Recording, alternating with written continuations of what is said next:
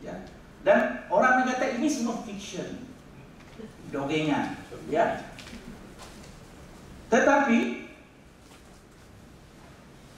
Hang Tuah itu adalah gambaran realiti sebenar yang berlaku di dalam kerajaan Melaka di abad ke-15. Kerana daripada laporan daripada Portugis, Tommy Pires dan sebagainya mengatakan bahawa sebanyak 21 bahasa diucapkan di Melaka.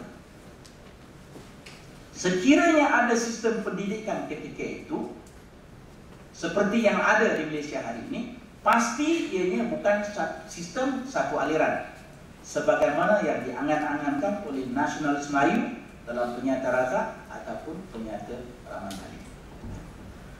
Saya melihat wacana bahasa di Malaysia masih mundur. Kita melihat kita masih berbicara tentang pentingnya bahasa Inggeris sebagai bahasa kedua. Saya rasa ini bukan persoalan. Dan saya telah agak muak dengan orang mengatakan perlunya menguasai bahasa Inggeris, perlunya menguasai bahasa Inggeris. Seolah ini suatu persoalan. Ia bukan satu persoalan. Sebenarnya persoalan di Malaysia, wacana bahasa Malaysia adalah bagaimana kita mesti memastikan rakyat Malaysia menguasai bahasa ketiga dan bahasa keempat. Itu persoalan. Dalam dunia global, dalam dunia kosmopolitan, persoalannya bukan bahasa kedua, tetapi bahasa ketiga dan keempat. Kerana semua orang Malaysia menguasai dua bahasa setidak-tidaknya.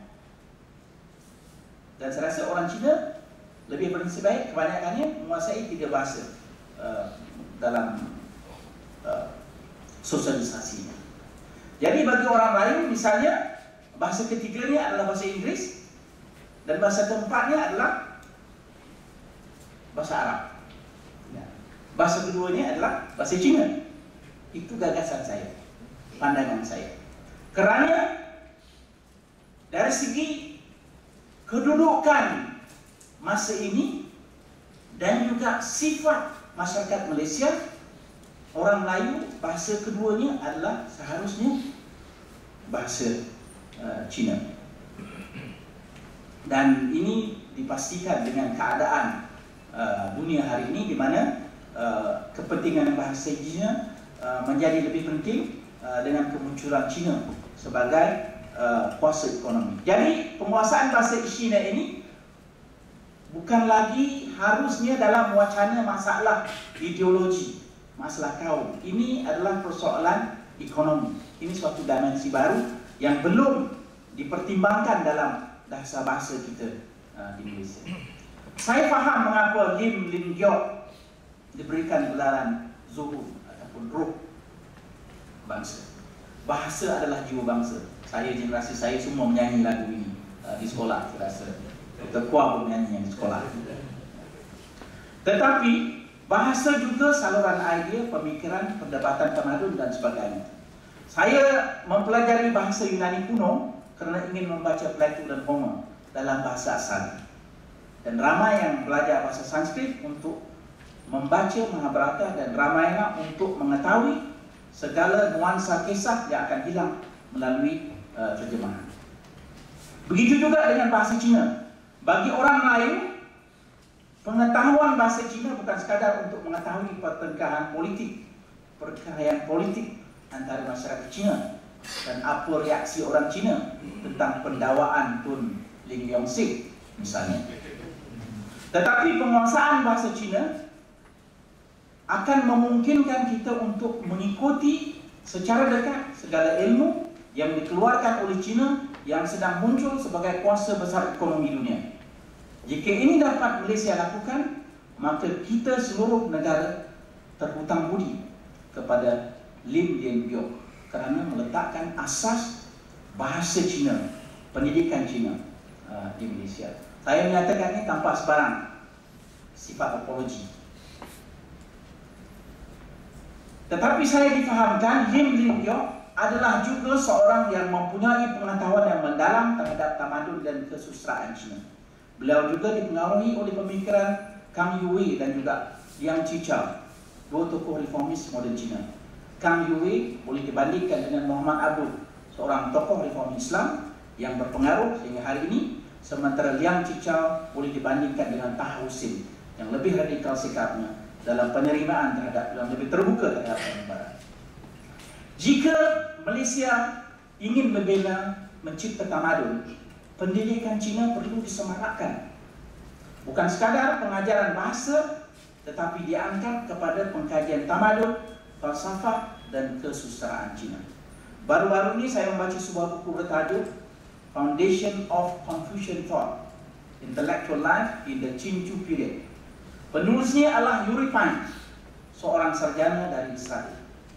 Begitu juga dia membuat kajian tentang zaman Zanju, negeri-negeri berperang. Mengapa seorang sarjana Israel begitu berminat dengan zaman Qingchu dan juga Zhangbo? Hampir setiap tahun kita mendengar terjemahan baru Lunyu dan komentarnya dalam bahasa Inggris. Ini adalah kerana wacana falsafah politik sekarang sudah kembali meletakkan keadilan sebagai paksi falsafah politik.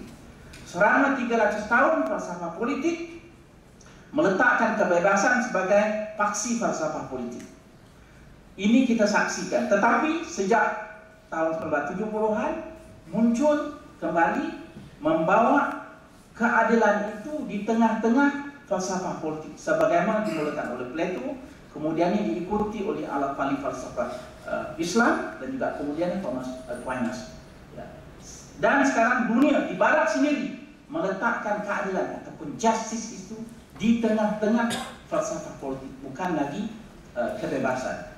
Bukan kebebasan tidak penting, ya, tetapi kebebasan itu dilihat sebagai sebahagian daripada keadilan. Minat di kalangan sejarah Barat yang terhadap tamadun Cina ke hari ini kerana kita telah sampai satu zaman dan masa akibat daripada globalisasi di mana falsafah politik memerlukan reformulation of the theory of justice. Dan teori keadilan itu tidak cukup, yang ada dilahirkan di Barat itu tidak cukup untuk menyelesaikan masalah dunia. Oleh itu sejarah pemikir-pemikir Barat terpaksa melihat kepada Cina, kepada dunia Islam dan tamadun India untuk mencari nilai-nilai dan juga idea-idea bagaimana untuk meneruskan sistem keteraturan antara bangsa dalam suasana dunia yang global. Di sini saya mengharap dan saya yakin dengan menyemarakkan pendidikan Cina dan terusnya membawa pemikiran dan juga tamadun Cina ke Malaysia akan memberikan kita lebih bersedia untuk berdepan dengan dunia yang lebih global. Sekian, terima kasih.